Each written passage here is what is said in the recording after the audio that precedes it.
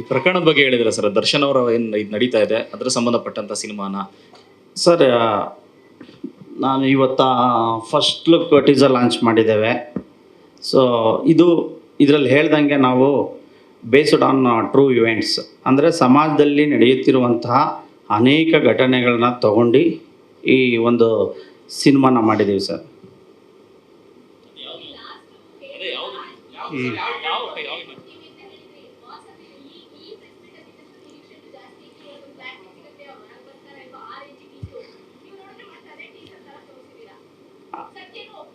ಅಲ್ಲ, ಖಂಡಿತ madam.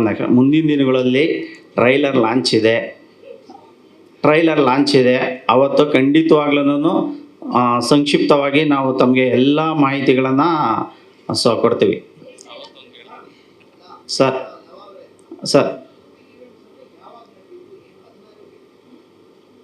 True events ಅಂದರೆ ಈಗ 2025 ನಡೆದಿರೋಂಥದ್ದು, 24 ನಡೆದಿರೋಂಥದ್ದು, ಆ ಥರ ಘಟನೆಗಳನ್ನ ನಾವು ತೊಗೊಂಡು ಮಾಡಿರೋಂಥದ್ದು ಸರ್.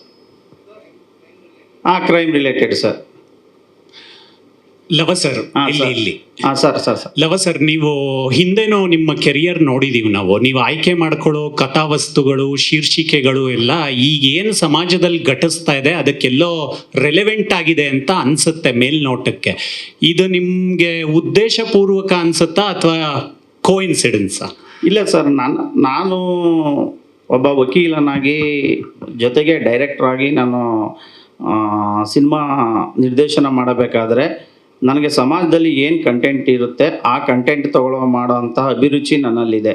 ಸೊ ಅದನ್ನು ಇಟ್ಕೊಂಡು ನಾನು ಸಿನಿಮಾ ಮಾಡೋಕ್ಕೆ ಪ್ರಯತ್ನ ಪಡ್ತಾ ಇದ್ದೀನಿ ಸರ್. ಸೊ ಮುಂದಕ್ಕೂ ನಾನು ಕೂಡ ಕೆಲವು ಟ್ರೂ ಇವೆಂಟ್ಸ್ ಇಟ್ಕೊಂಡೆ ಸಿನಿಮಾ ಮಾಡ್ತೀನಿ ಸರ್. ಸರ್ ರಮೇಶ್ ಇಲ್ಲಿ ಸರ್, ಸಮಾಜದಲ್ಲಿ ಈ ಥರ ಘಟನೆಗಳು ನಡೆದಿರುತ್ತೆ.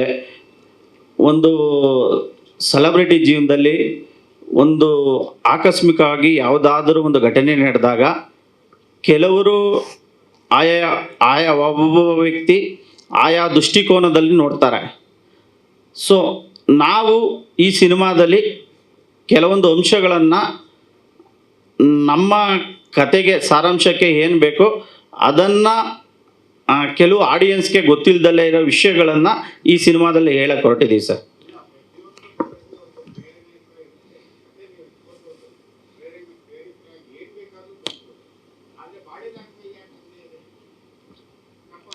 ಯಾರ್ದು ಸರ್?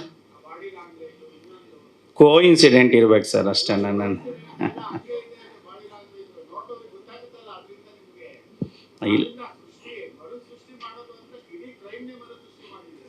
ಇಲ್ಲ, ಖಂಡಿತವಾಗ್ಲೂ ಇಲ್ಲ. ಸೊ ತಮಗೆ ನಾನು ಟ್ರೈಲರ್ ತೋರಿಸಿದಾಗ ತಮಗೆ ಸ್ಪಷ್ಟವಾಗಿ ಗೊತ್ತಾಗುತ್ತೆ.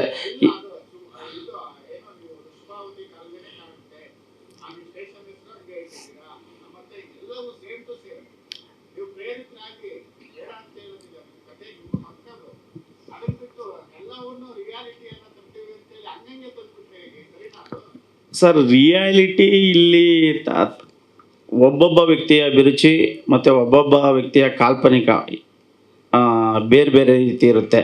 ನಾನು ಮಾಡಿರೋದು ಒಂದು ಬೇಸ್ಡ್ ಆನ್ ಟ್ರೂ ಇವೆಂಟ್ಸ್ ಮೇಲೆ ಮಾಡಿದ್ದೇನೆ. ಇಲ್ಲಿ ಯಾವ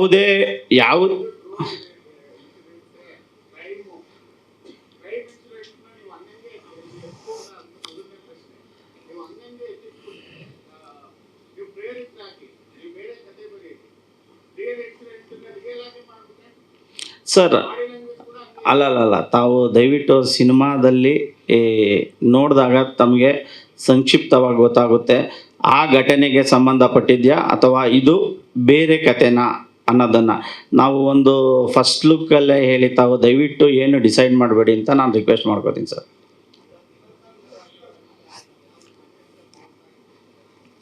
ಖಂಡಿತ ಗೊತ್ತಿದೆ ಸರ್. ನಾನು ಈ ಸಿನಿಮಾ ಮಾಡಬೇಕಾದ್ರೆ ಯಾವುದೇ ಒಂದು ಟ್ರಯಲ್ ನಡಿಬೇಕಾದ್ರೆ ಮಾಡಿದ್ರದ್ದು ಅಫೆನ್ಸ್ ಇದೆ. ಜೊತೆಗೆ ಯಾವ ಒಬ್ಬ ವ್ಯಕ್ತಿಯ ಫೇವರ್ ಆಗಿ ಒಂದು ಏನು ಜಡ್ಜ್ಮೆಂಟು ಕೊಡ್ತಾ ಇಲ್ಲ, ಏನು ಕೊಡ್ತಾ ಇಲ್ಲ. ನಾವು based on only true events ಇಟ್ಕೊಂಡು ಸಿನಿಮಾ ಮಾಡಿದ್ದೇವೆ ಸರ್. ಸೆಲೆಬ್ರಿಟಿ ಅಂದರೆ ಎಲ್ಲ ರಂಗದಲ್ಲೂ ಇದ್ದಾರೆ ಸರ್. ಈಗ ನಮ್ಮ ಪತ್ರಿಕೆಯಲ್ಲೂ ಸೆಲೆಬ್ರಿಟೀಸ್ ಇದ್ದಾರೆ, ಕ್ರಿಕೆಟಲ್ಲೂ ಇದ್ದಾರೆ, ಸಿನಿಮಾದಲ್ಲೂ ಇದ್ದಾರೆ, ಪಾಲಿಟಿಕ್ಸಲ್ಲೂ ಇದ್ದಾರೆ. ಸೊ ಎಲ್ಲ ವರ್ಗದಲ್ಲೂ ಇದ್ದಾರೆ ಸರ್. ಏನು ಸರ್?